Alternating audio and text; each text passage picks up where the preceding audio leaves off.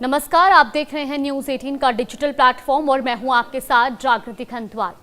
बांग्लादेश में छात्र नेता और इनकलाब मंचों के संयोजक शरीफ उस्मान हादी को शनिवार को अंतिम विदाई दी गई। ढाका के मानिक मियां एवेन्यू स्थित जातीय संसद भवन के साउथ प्लाजा में उनकी नमाज जनाजा संपन्न हुई, जिसमें हजारों लोग शामिल हुए।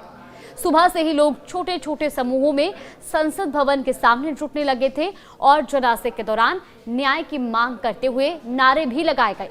कई लोग राष्ट्रीय ध्वज ओढ़े नजर आए। परिवार की इच्छा के अनुसार हादी को ढाका यूनिवर्सिटी परिसर में राष्ट्र कवि काजी नजरुल इस्लाम के कब्र के पास दफन किया गया। सुरक्षा एजेंसियां भी अलर्ट थी और जनाजे से पहले राजधानी में सुरक्षा व्यवस्था भी कड़ी की गई थी।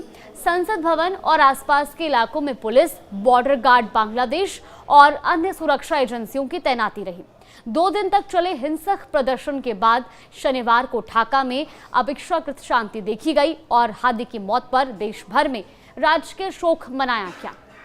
राष्ट्रीय ध्वज आधे झुके रहे और विभिन्न धार्मिक स्थलों पर विशेष प्रार्थनाएं की गई। दरअसल शरीफ उस्मान हादी को 12 दिसंबर को ढाका के विजयनगर इलाके में रिक्शे से जाते समय गोली मारी गई थी और हादी की मौत के बाद वहां हिंसा भड़की।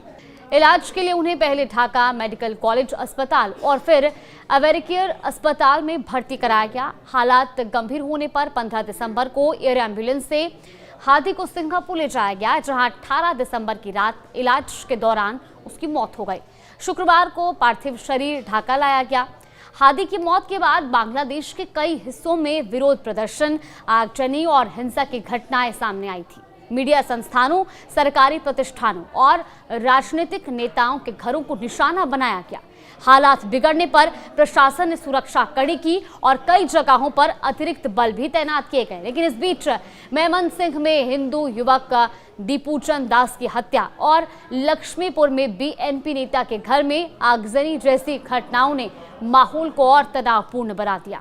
हादी की पार्टी ने क्यों अल्टीमेटम दिया है और क्या अल्टीमेटम दिया है, जरा उस पर भी आप गौर करिए। दरअसल इनकलाब मंच के सरकार को हादी के हत्यारों को गिरफ्तार करने के लिए 24 घंटे का अल्टीमेटम दिया है। यह अल्टीमेटम शनिवार दोपहर को ढाका के शाहबाग चौराहे पर हजारों लोगों के इकट्ठा होने के बाद दिया गया।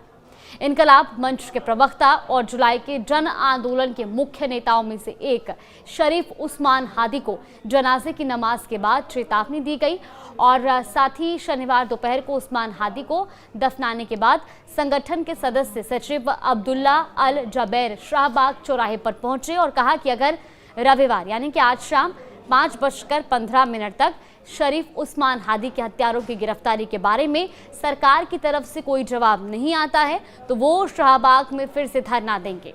उधर मेमनसिंह 20 दिसंबर 2025 की अगर हम बात करें तो यहाँ पर इस पूरे मामले में कानून प्रवर्तन एजेंसियों ने मेमनसिंह के बालुका में हिंदू युवक दीपूचंद दास को पीट कर हत्या करने के मामले में 10 लोगों को गिरफ्तार कर लिया है।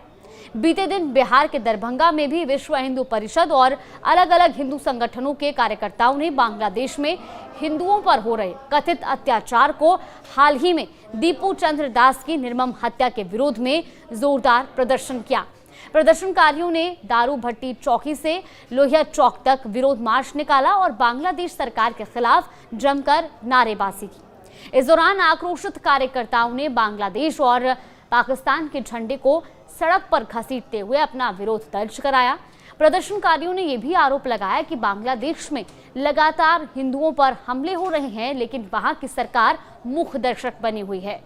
वेब कार्यकर्ताओं ने भारत सरकार से मांग की है कि वो अपनी चुप्पी तोड़े और बांग्लादेश सरकार को इस मुद्दे पर कड़ा और माकूल जवाब दे और साथ ही बांग्लादेश और पाकिस्तान जैसे देशों में हो रहे अल्पसंख्यक हिंदुओं की सुरक्षा के लिए ठोस पहल करने की मांग की गई।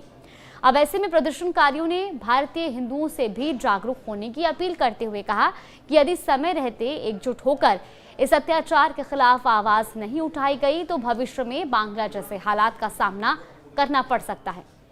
फिलहाल इस पूरी खबर को लेकर आपका क्या मानना है, हमें कमेंट बॉक्स में जरूर बताएं।